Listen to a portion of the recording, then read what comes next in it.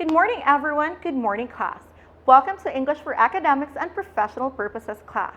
My name is Maria Marnie Hasildo Dumdum, or you may call me Miss Ems for short. So this particular lesson, we are going to tackle about academic reading strategies. But before anything else, I want you all to please remember the following. First, make sure that your modules are actually with you. Second, you are prepared in a conducive area so that you can learn and at the same time focus for the following answers in your module. Last but not the least, you had to eat something before answering so that you can actually answer the modules within your specific period of time. So, to start the ball rolling, kindly take note of the following important details. First, make sure that you actually know about different reading strategies. It is actually a tool used for academic writing. Second, of course, you need to know your purpose of reading. Why do you need to read it, and what is the main goal why you need to finish the text? Third, knowledge of text structures. Please make sure that your EAPP modules are with you. Second, of course, you need to be in a learning and conducive environment so that you can focus and think for the answers in your modules. Now, kindly take note of the following important details. First, different reading strategies. This is actually used as a tool for academic writing. Second, you had to make sure what is the purpose of your reading. Why are you reading the particular text, or what is your main goal why you need to finish the document? Third, knowledge of text structures.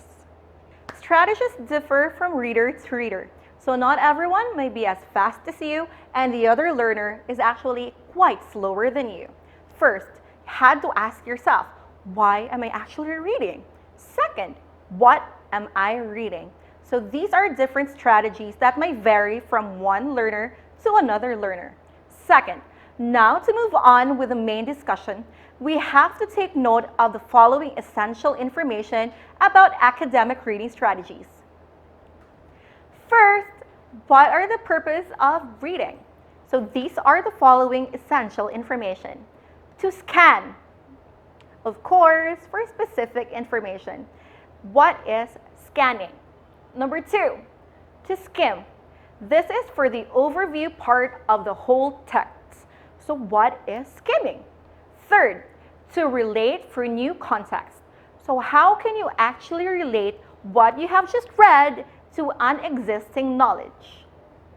Fourth, to write something. Maybe you know someone or maybe yourself. You're actually writing while reading a particular text or document. Fifth, to critique an argument. You're criticizing whether in the middle or in the conclusion part, you may not like the characters, you may not like the ending. Sixth, to learn something while reading. And last but not the least, for general comprehension. The last part is the most important because your comprehension is actually the main idea. Why do you need to read the text? So the next information as well is important. So these are the following stages of academic reading strategies before reading.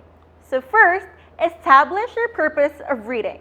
Second, speculate about the author's purpose of writing. Third, review what you already know and what to learn about the topic. Fourth, preview the text.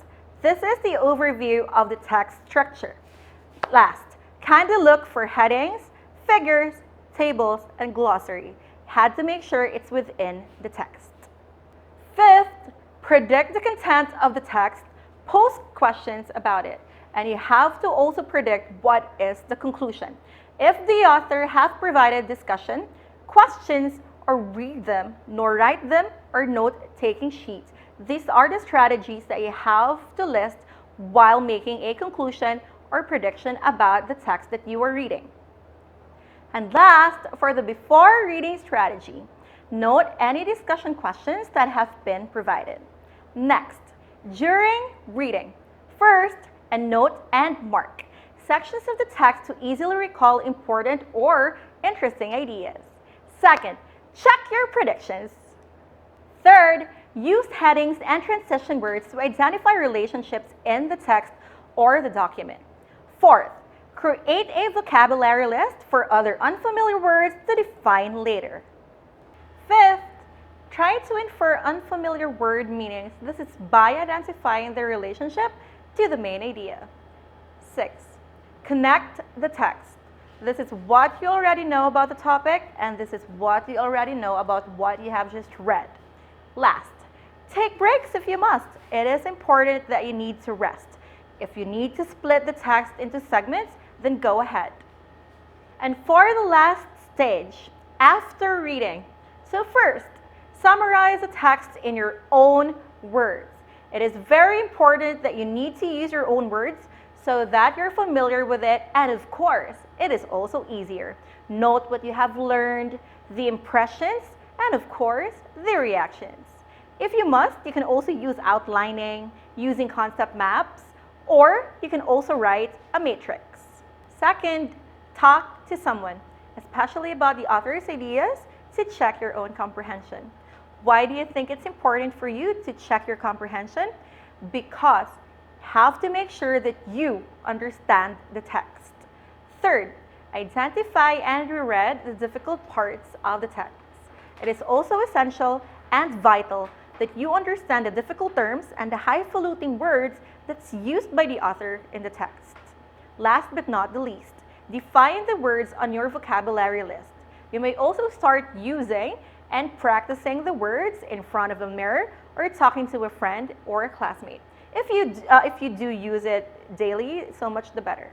Hopefully you have learned a lot in our discussion and you have learned insights in our lecture.